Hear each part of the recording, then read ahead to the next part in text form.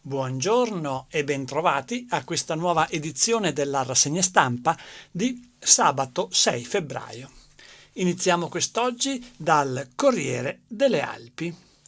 In prima pagina il titolo principale: vaccini over 80, altro rinvio. L'ULSS non si fida del servizio postale sulle convocazioni, campagna rimandata di 2 settimane, il Veneto resta zona gialla. Sarà eseguita in modalità drive-in all'ospedale San Martino di Belluno il 27-28 febbraio la vaccinazione contro il Covid-19 degli anziani nati nel 1941, quelli cioè che hanno 80 anni. Sono 1500 persone che riceveranno una lettera con data e ora dell'appuntamento. L'ULSS ha preferito partire dopo il 15 febbraio per evitare problemi con il recapito degli inviti. E la fotonotizia della prima pagina è dedicata allo sciatore Dominic Paris, che ieri ha vinto la libera a Garmisch. Il titolo: Paris prenota il podio di Cortina, Bassino sicura vi emozioneremo, un modo anche con cui il giornale introduce alle varie pagine che dedica ai prossimi mondiali di sci di Cortina d'Ampezzo.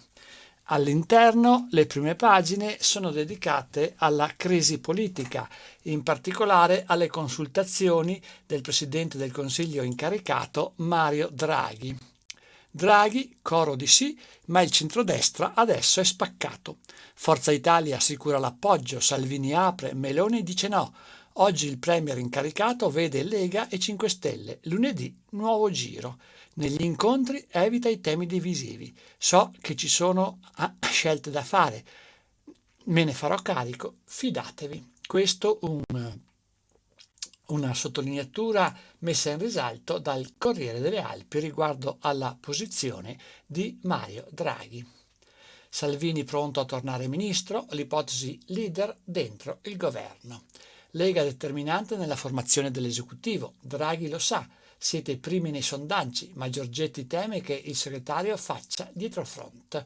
Sale la tensione nel centro-sinistra. E qui sono tutte i retroscena che il giornale cerca di presentare, come anche quello che viene tante volte indicato come il toto ministri. Ma andiamo avanti, sempre sulle pagine del Corriere delle Alpi. Anche pagina 4 e 5 sono dedicate alla crisi politica. 5 Stelle verso il voto su Rousseau, Conte al vertice dei big del movimento, ma al Senato scoppia la fronda, 40 contrari, divisi tra il no alla fiducia e l'astensione. Di Maio: Draghi ha un profilo prestigioso, ora è arrivato il tempo del debito nuovo. Il grillino apre al governo, non esclude l'entrata della Lega. Auguro a Conte di guidare una federazione 5 Stelle, PD, LeU. Andiamo ancora avanti, eccoci sulle pagine che presentano la situazione dell'emergenza sanitaria. L'Italia resta gialla, ma RT su in 13 regioni. Riapertura serale dei ristoranti e scontro. Pronte le chiusure di piccoli comuni in Umbria e Toscana. L'allarme di Ricciardi è la quiete prima della tempesta. Lo screening anti-quarantena nelle scuole, tamponi alle superiori, fai da te alle medie. Russo, test periodici su un campione di istituti per monitorare il Covid. È un'indagine sui giovani esaminati tra piazze e bar. Sono le strategie che il Veneto sta mettendo in campo per cercare di gestire nel modo migliore e più efficace la situazione delle scuole, che si vuole mantenere aperte il più possibile con la frequenza in presenza e d'altra parte cercando il modo per tutelare la salute degli studenti e con loro di tutta la comunità. Veneto in giallo tenue, RT 0,63 al minimo. L'Istituto Superiore di Sanità ha confermato la fascia di rischio moderato per la nostra regione e il circuito ospedaliero si riavvia verso la normalità. Ricoveri continua il calo, 1952 ancora in ospedale, contagi crollati solo 962. Questa naturalmente la situazione a livello regionale veneto. Per quanto riguarda invece la situazione nel bellunese, 2 drive-in a fine febbraio per i vaccini agli ottantenni. È ripreso e approfondita la notizia che ha rappresentato l'apertura del giornale odierno. Per chi ha problemi nell'aderire a questa vaccinazione del 27 e 28 febbraio dedicata agli ottantenni, saranno previste sedute alternative nei Covid Point di Pieve di Cadore, Agordo e Feltre. Azienda Zero, nuovo concorso contro la carenza di infermieri. All'ULSS 1 Dolomiti ne servono una cinquantina, ma il timore è che si andrà ancora una volta a depauperare le case di riposo. In isolamento in provincia di Belluno 7 classi, 97 studenti e 4 docenti, curva epidemica in calo. Asca, a casa chi non vuole vaccinarsi. Alla RSA di Agordo 2 dipendenti sono stati classificati non idonei e messi in ferie forzate. La direttrice Santin, le regole sono chiare. Andiamo ancora avanti, sempre sulle pagine del Corriere delle Alpi e raggiungiamo la sezione riservata alla provincia di Belluno. Sezione che si apre parlando della stagione della neve sulle Dolomiti. Sulle Dolomiti c'è voglia di ripartire, ma servono sicurezze sui ristori. Il superski è pronto anche con l'Alto Adige in lockdown. A Rabba funzionerà a metà, Falcade in bilico sul confine regionale e questo è al momento un problema perché non è previsto ancora la possibilità di passare da una regione all'altra.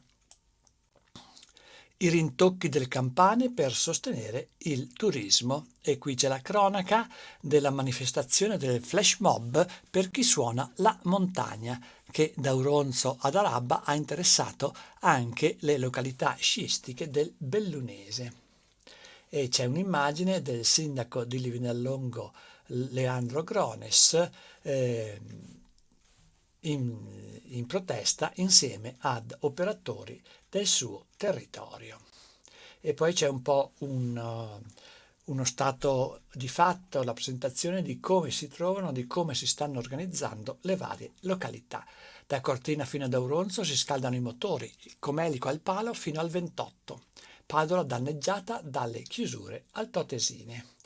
Entusiasmo nel comprensorio Schicivetta, da Alleghe fino a Zoldo, riapriremo tutte le piste almeno fino a Pasqua. Sul Nevegal c'è fermento, sugli sci per tutto marzo, battute Coca, Erte, Raccordo e Camposcuola. Monte Avena, tracciati OK, è partito il countdown, Lionello Gorza incrocia le dita e guarda avanti. Tutto questo in vista del 15 febbraio, da quando appunto si potranno riaprire gli impianti sciistici. Predire il futuro con l'intelligenza artificiale. Nei big data esplode la voglia di montagna. Una ricerca di Next Atlas spiega come cresceranno le pratiche alternative allo sci e come cambierà il pubblico. Mainardi, ancora l'autostrada, la realtà impone concretezza. L'architetto Cadorino ricorda di aver lavorato al progetto di prolungamento, tutti gli enti coinvolti hanno detto no, ora servono idee percorribili. E poi ci sono alcune pagine che il Corriere delle Alpi dedica ai mondiali di Cortina 2021, che vedranno domani la cerimonia di inaugurazione e lunedì l'avvio delle prime gare. Una vetrina mondiale per le Dolomiti. Si alza il sipario sulla rassegna ridata, lo sguardo è già proiettato verso le Olimpiadi del 2026. Questo è il titolo dell'articolo che introduce alle pagine dedicate ai mondiali, appunto, che proseguono poi con la cronaca e anche l'intervista a Dominic Paris, che è stato il trionfatore ieri nella libra di Garmisch, e poi il ricordo di una candidatura travagliata con il successo, con il trionfo dopo 4 delusioni. E ancora Bassino, mondiale strano, ma vogliamo dare emozioni. È la voce delle sciatrici italiane dalle quali si attendono grandi risultati. L'omaggio a Cortina con grandi ospiti e in diretta televisiva. Gemellaggio speciale con il Carnevale di Venezia, l'ex discesista Sciorpais portabandiera, Tina Maze madrina. Alcune anticipazioni di quella che sarà l'apertura dei mondiali. Varettoni crede negli azzurri, vinceremo 5 medaglie. L'ex discesista Cadorino è ora commentatore su Eurosport. C'è anche poi il programma delle competizioni. Ma veniamo ad altre notizie relative alla provincia di Belluno, cominciando proprio dal capoluogo. Bellunum lancia l'allarme: nei progetti di nuove opere non si tiene conto delle isole ecologiche. L'ultimo caso è in via Vittorio Veneto, le campane porteranno via almeno 2 stalli per la sosta. Bidoni di rifiuti nei parcheggi e in mezzo alle piste ciclabili. Questo è il titolo scelto per questo articolo dal Corriere delle Alpi. Il Far West delle epigrafi, il regolamento è lontano. Le aziende operanti in città di Belluno auspicano norme come quelle adottate a Limana. Il comune: stiamo valutando. I vigili: mai ricevuto segnalazioni o proteste. Sotto osservazione anche il formato e il colore della carta che viene stampata. Questo nel tentativo, nel desiderio di dare uniformità alle varie epigrafi e assicurare a tutti gli operatori un trattamento paritario. Nuovi mezzi e trattori per pulire le strade ANAS. I camionisti ringraziano. Potenziato il parco mezzi per lo sgombero neve e sfalci, gli autotrasportatori bellunesi, interventi puntuali ed efficaci in un inverno difficile.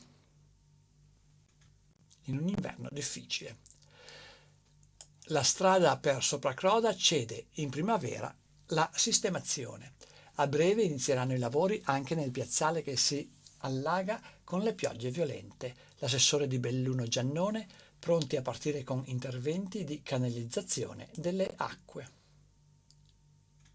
Costi e pochi visitatori.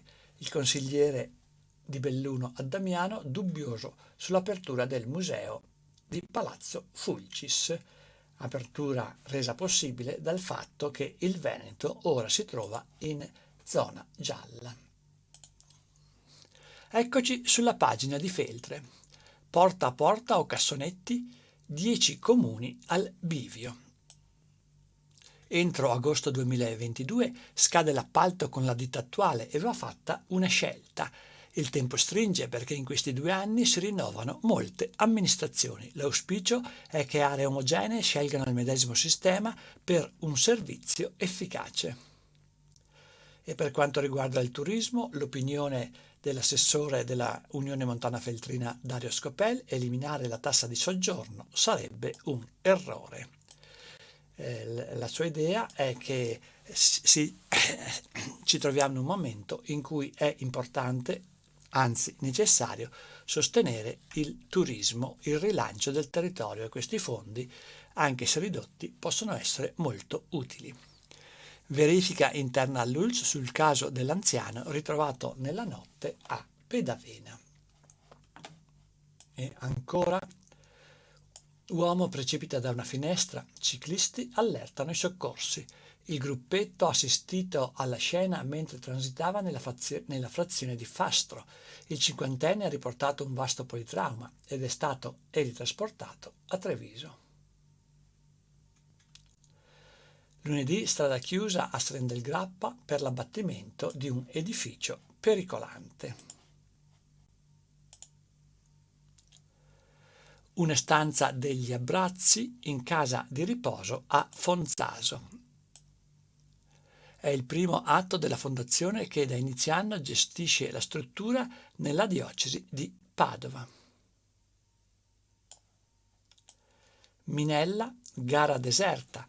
Ecco spiegati i problemi al trasporto scolastico di Santa Giustina, e l'articolo ospita appunto il parere del suo primo cittadino. Rubata la collezione di un operatore RAI. Sparite attrezzature per 50.000 euro a chiesta al pago. C'erano anche le pizze delle Olimpiadi del 56. Volevo fare un museo del cinema, dichiara.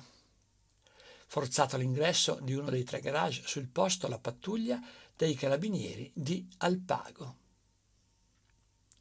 Si tratta di un colpo operato ai danni di Antonio Paul, 71enne, colonna tra gli esperti tecnici della RAI.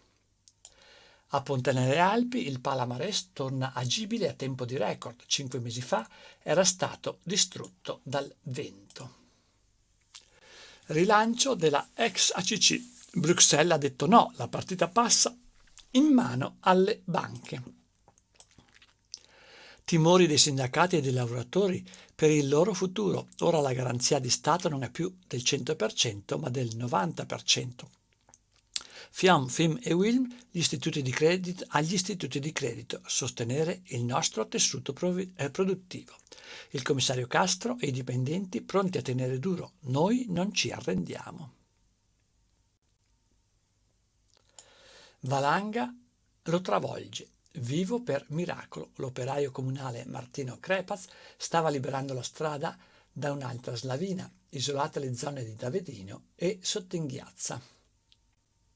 E ci sono anche le foto del macchinario travolto con cui veniva spalata la neve verso Davedino, travolto dalla slavina e per fortuna senza vittime. Il Pordoi perde un'istituzione, addio alla sentinella Giusi. Originaria di Feltre, 77 anni, arriva sul passo da ragazzina e sposò poi Danilo De Zulian. Prese in mano il bar con la sua ospitalità, divenne famosa tra i frequentatori della montagna. Cortina senza acqua da 7 giorni, scatta la protesta con lettere ed esposti.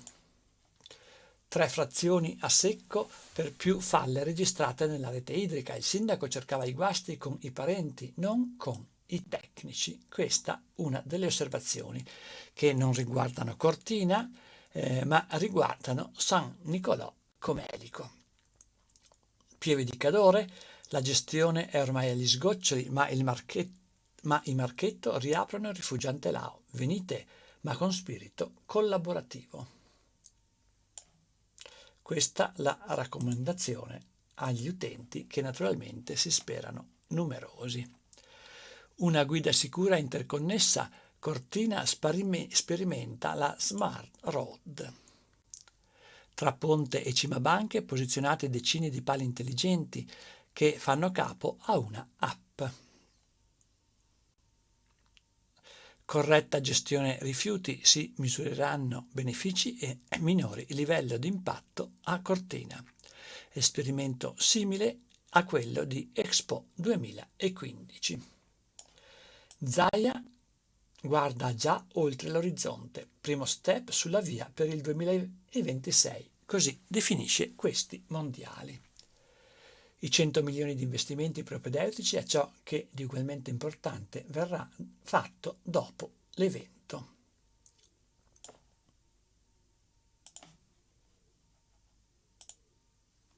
E dal Corriere delle Alpi passiamo al Gazzettino di Belluno, che in prima pagina, come titolo principale, Novax, linea dura delle case di riposo. Altre lettere di richiamo a chi ha rifiutato il vaccino. Il sindacato hanno dubbi, dobbiamo tutelare la loro serenità. E la fotonotizia è dedicata alla slavina di Livinallongo sul macchinario di un operaio che stava spalando la neve, operaio, come abbiamo già visto, che per fortuna non ha riportato conseguenze. All'interno c'è la posizione ci sono le dichiarazioni del presidente del Veneto Zaia sul mondiale. Con il mondiale i grandi investimenti, questo è il titolo scelto dal Gazzettino. Il governatore del Veneto: la competizione ha attirato 100 milioni di capitali. Timori sul maltempo all'apertura. Già oggi sono previste le prime precipitazioni. L'impegno della regione e di tutti gli attori coinvolti non si esaurisce con il taglio del nastro di domenica. Questa è una delle assicurazioni venute da Zaia. Urlo di dolore a Gordino in un grande flash mob. Ci siamo anche noi. Operatori del turismo e commercio coalizzati da Araba Falcade per tenere alta l'attenzione su valli in grave crisi. Il sindaco di Livinallongo Grones vede proprio nei mondiali di sci un'opportunità per restituire ottimismo alla gente. Si tratta del flash mob di cui abbiamo già detto che si è tenuto ieri. Poche armi contro i Novax, e qui c'è l'approfondimento del titolo scelto per aprire il giornale.